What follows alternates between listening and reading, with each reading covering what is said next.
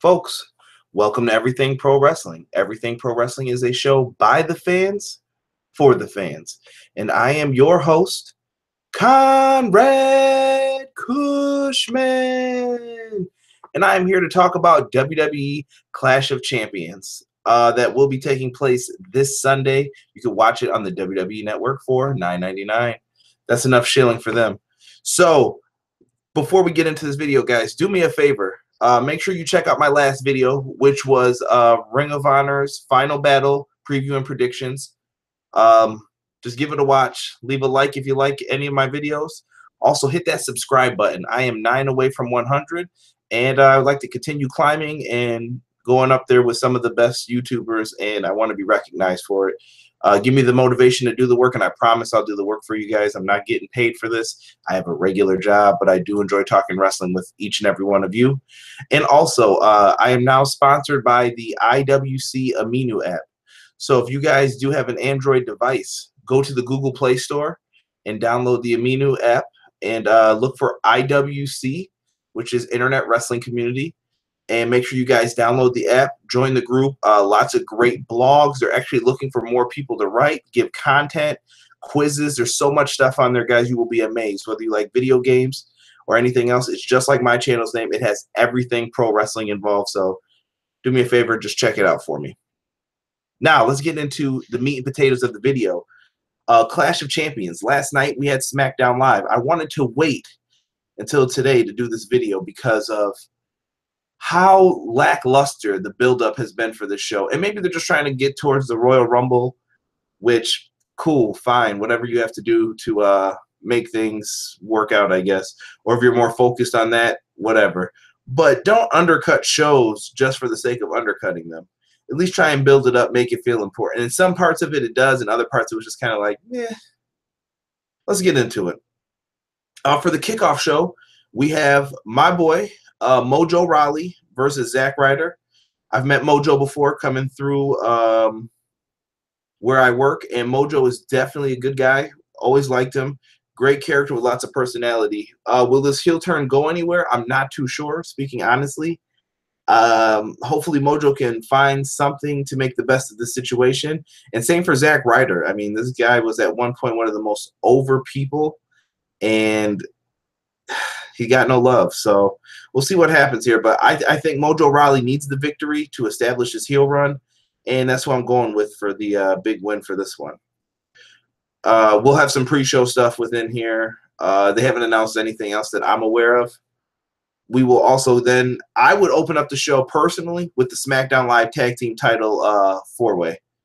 Now, it sounds like all 4 competitors will be in the ring at the same time, and according to the announce team last night, you can only tag your partner in, so there won't be any of the hokey other stuff involved in it. So I'm not sure why that was set up that way, so it should be pretty interesting to see what they're going to do with that. But in this match, we'll have the Usos, who are the champs, versus the New Day, versus Gable and Benjamin, versus Rusev and Aiden English. All of these teams have been impressive in their own way. The Usos have been killing it all year long alongside New Day. So those two teams speak for themselves. Gable and Benjamin, great in the ring. Last night, their promo was pretty decent. It caught my attention because I was not paying attention to SmackDown, and when they came out and started speaking, they had me. I was observant and interested in what they were saying. Same with Rusev and English. This Rusev Day stuff has been good. And you know what? The unsung hero of all this, Aiden English. I've always liked him. I always thought he was a great hand in NXT, and I think Aiden English has found his niche.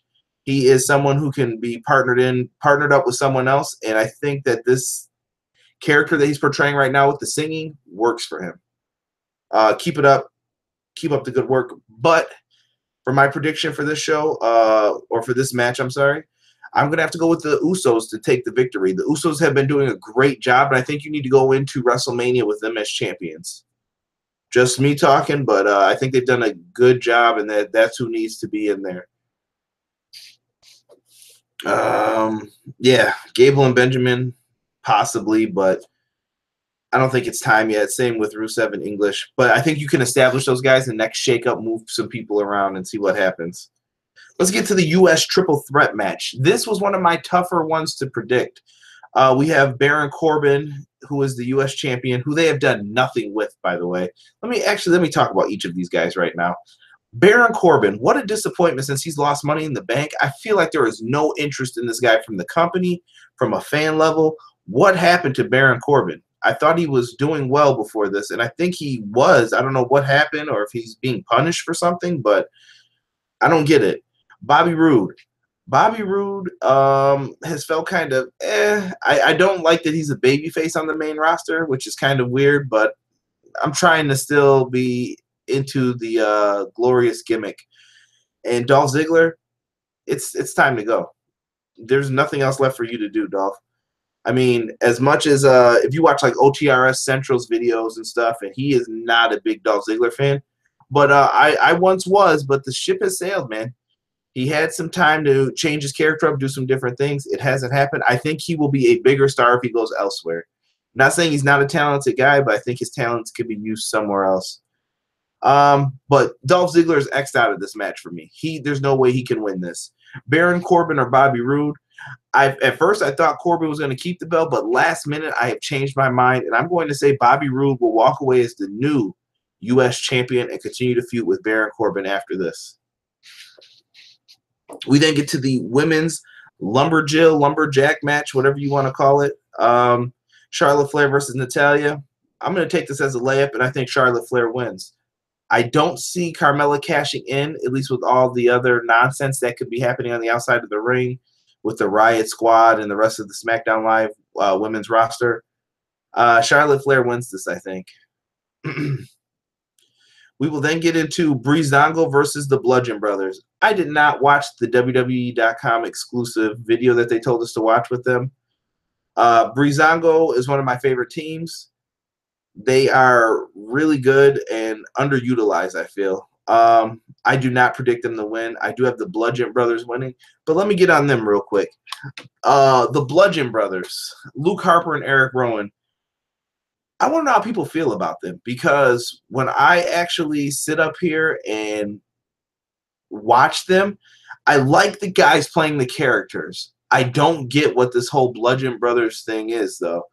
I mean, the music's cool. Everything else, I don't know if I'm feeling the gimmick as much. But last night on SmackDown, the guy who shrieked like a woman or a little girl, whatever that was that he screamed, that was good stuff right there. I think the other guy was Cody Deaner, if I'm not mistaken.